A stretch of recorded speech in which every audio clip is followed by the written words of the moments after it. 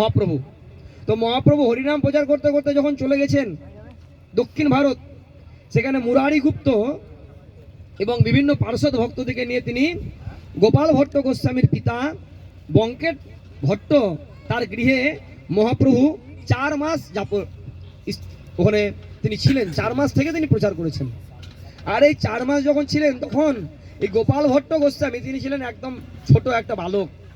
আর তিনি মহাপ্রভুর সন্নিকটে সবসময় ঘোরাফেরা করত, মহাপ্রভুর কথা শুনত, মহাপ্রভুর কাছ থেকে তিনি উচ্ছিষ্ট প্রসাদ পেত। আর যদি কোনো ব্যক্তি, আমরা শুনেছি আমাদের পরমারাধ্য গুরুদেব শ্রী শ্রী গৌরাঙ্গ প্রেমস্বামী গুরু মহারাজের শ্রীমুখে, বা আমাদের ইস্কনের অন্যতম সন্ন্যাসী ভক্তিবিলাস গৌরদেব মহারাজের মুখে, যে মহাপ্রভু যখন রাস্তা দিয়ে যেত, আপনারা করোনা দেখেছেন? করোনা আমরা চোখে দেখিনি, কিন্তু সবাই শুনেছি কোভিড-19 2019 সালে এক মহামারী এসেছিল ভারতবর্ষে, সারা বিশ্বে। এবং সেই মহামারীতে আমাদের পরমারাধ্য পরম গুরুদেব দেহ রেখেছিলেন, শ্রী শ্রী ভক্তিচারণ স্বামী গুরু মহারাজ আমেরিকাতে। তো সেই করোনার মতো, করোনা যেমন ভয়ঙ্কর ছিল, তো মহাপ্রভুর কৃষ্ণ প্রেম ঠিক এইরকমই ছিল। কেন? করোনা যেমন একজনকে ছুলে পরে কি হবে? করোনা হয়ে যাবে। তো মহাপ্রভু যখন রাস্তা দিয়ে যেত, তো কেউ যখন মহাপ্রভুকে কেউ যদি একবার মহাপ্রভুকে স্পর্শ করতো, তো গ্রাম কৃষ্ণ প্রেমে ভাইরাস।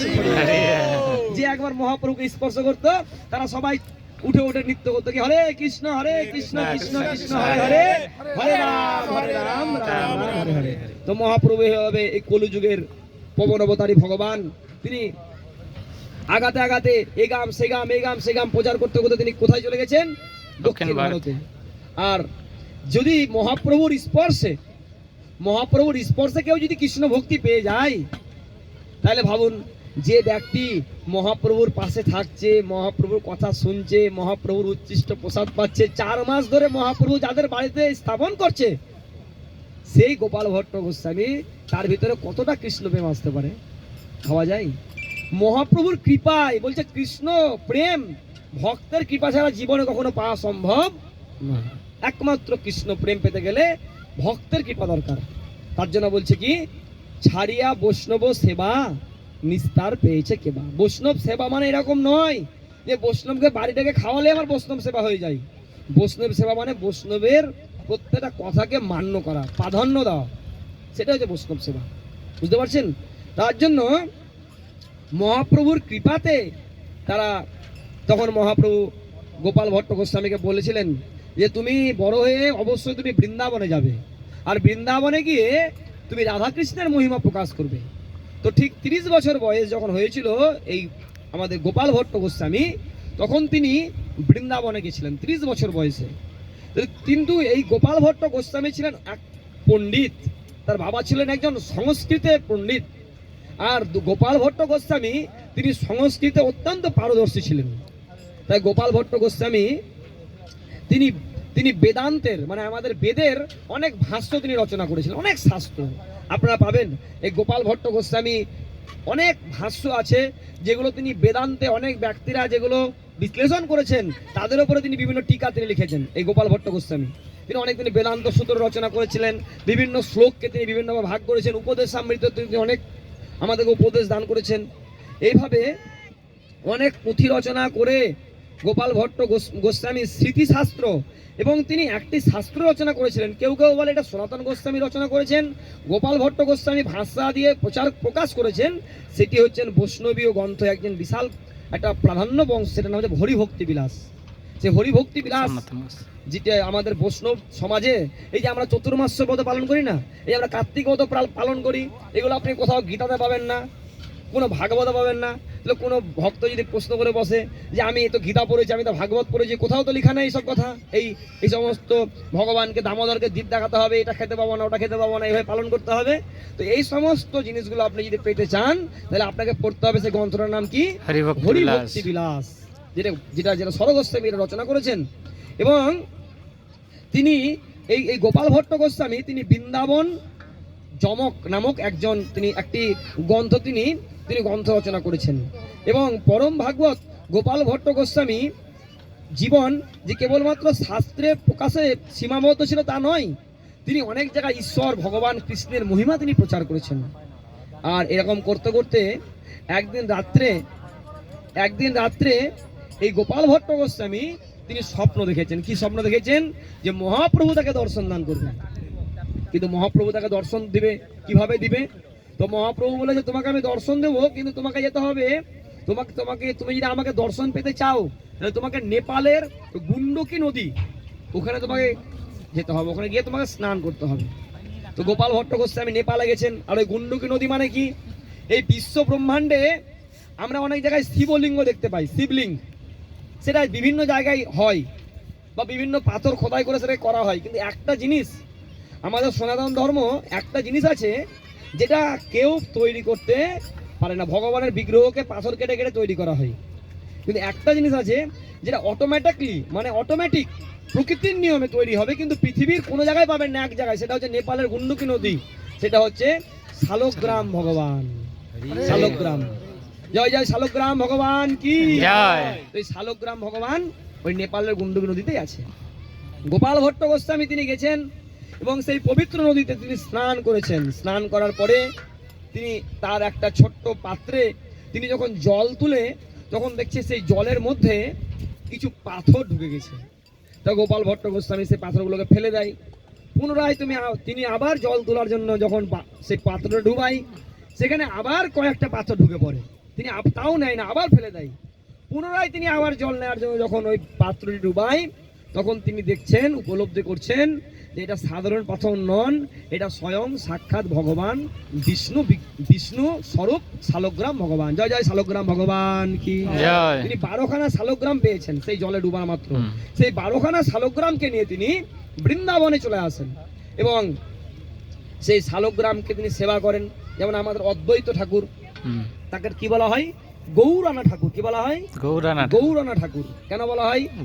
বলছে যাহার হুঙ্কারে গৌর অবতার, মানে এই অদ্বৈত ঠাকুর এমন হুঙ্কার করছে। তিনি কে?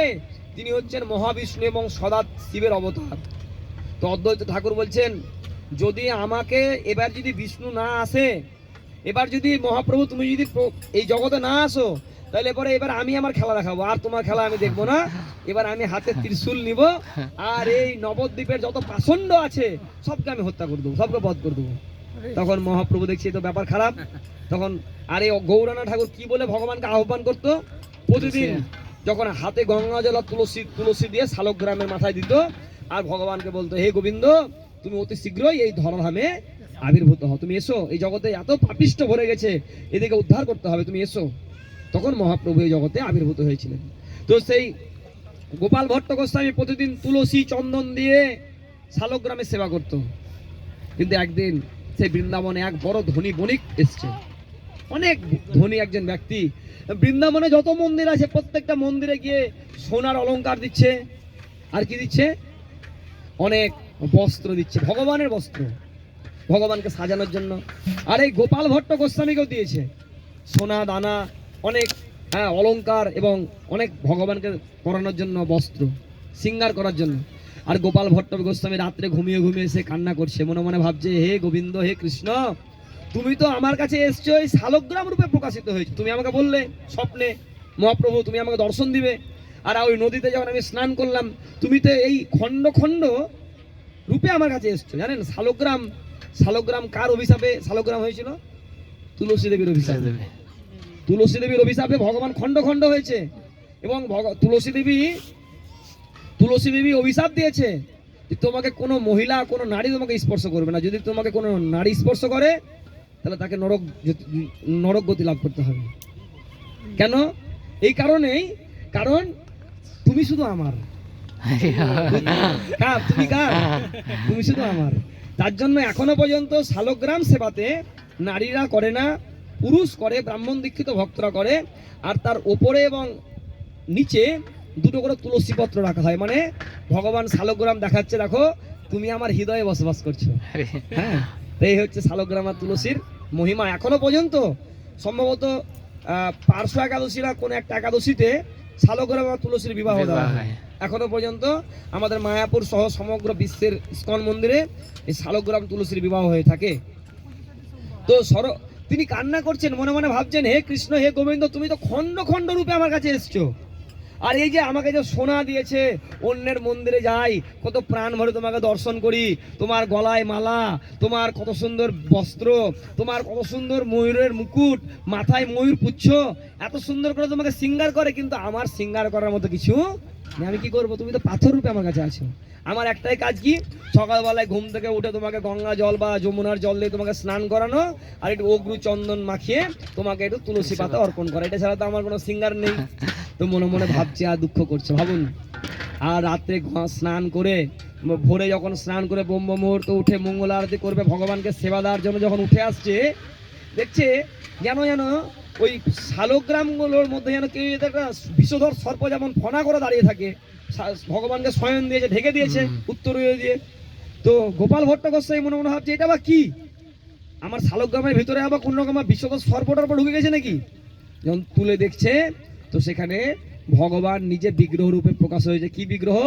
রাধারমন ভগবান কি জয়। রাধারমন বৃন্দাবন বিহারী লাল কি জয়। রাধারমন তিনি নিজেকে প্রকাশ করেছেন, হাতে হাতে বাঁশি, আর তার চোখ গোলা অদ্ভুত চোখ, সারা পৃথিবীতে যেখানে যাবেন এরকম বিগ্রহ কোথাও দেখতে ভগবান নিজে প্রকাশ হয়েছে। তাই বলছে রাধারমনকে দর্শন করা আর সাক্ষাৎ কৃষ্ণকে দর্শন করার মধ্যে কোনো পার্থক্য নেই। সাক্ষাৎ ভগবান। কোন কোন সময় দাঁতগুলো বেরিয়ে থাকে হাসে, আর কোন কোন সময় দাঁতগুলো আবার জমে যায়। দেখবেন বাস্তব, এখনো এটা কোনো গল্প নয়, এখনো পর্যন্ত অনেক ক্যামেরায় ছবি ধরা পড়েছে। কোন সময় রাধারমন হাসছে, আবার কোন সময় মুখ বুজে আছে। সাক্ষাৎ কলিযুগেও তিনি এরকম লীলা করছেন। বৃন্দাবনে তিনি আছেন, এখনো মানুষ কোটি কোটি, প্রতিদিন হাজার হাজার মানুষ এই রাধারমনকে দর্শন করার জন্য বৃন্দাবনে ছুটে যায়। তো সেই বৃন্দাবনে রাধারমন এখনো তিনি বিরাজমান।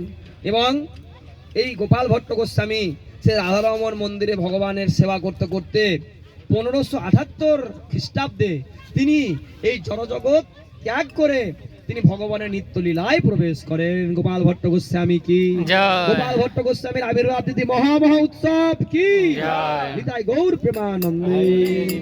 আজকে বিশেষ একটা দিন। তাহলে আমরা বৈষ্ণবের এই সমস্ত দিনে, এই সমস্ত মহাপুরুষদের দিনে আমাদের পূজ্যপাদ শ্রী শ্রী বিন্দু মাধব দাস প্রভু বলেন, গোবিন্দ প্রভু, যে আমরা সবাই ঘটা করে আমরা সবাই ছেলে মেয়ের জন্মদিন পালন করি। সবাই কি পালন করি? ছেলে মেয়ের জন্মদিন পালন করি। আমিও করলাম কদিন আগে। সবাই এটা করে। কোন সময় আমরা বাবা কেউ দেহ রেখেছে তার মৃত্যুবার্ষিকী পালন করি। কিন্তু আমাদের বিন্দু মাধব প্রভু তিনি বলেন যে সেই দিনটাকে যদি আমরা বাদ দিয়ে রেখে দিয়ে স্টপ রেখে যদি কোনো মহাপুরুষের আবির্ভাব তিথি বা তিরোভাব তিথির দিনে যদি আমরা বৈষ্ণব সেবা করাই, তাহলে কোটি কোটি গুণ বেশি মানে স্বীকৃতি লাভ হয়। আজকে বংশবাটি নামহট্ট ভক্তবিন্দু সত্যি জানতে হোক অজান্তে হোক, এত সুন্দর একটা দিনে তারা এই যে এই দিনটার আয়োজন করেছেন, যে তাদের সকলকে আমি অসংখ্য অসংখ্য ধন্যবাদ জানাই। এবং আমরা তাদের কাছে আমরা কৃতজ্ঞ যে এরকম পবিত্র দিনে আলোচনা এই এই এই মহা উৎসব আয়োজন করা হয়েছে। তো আমরা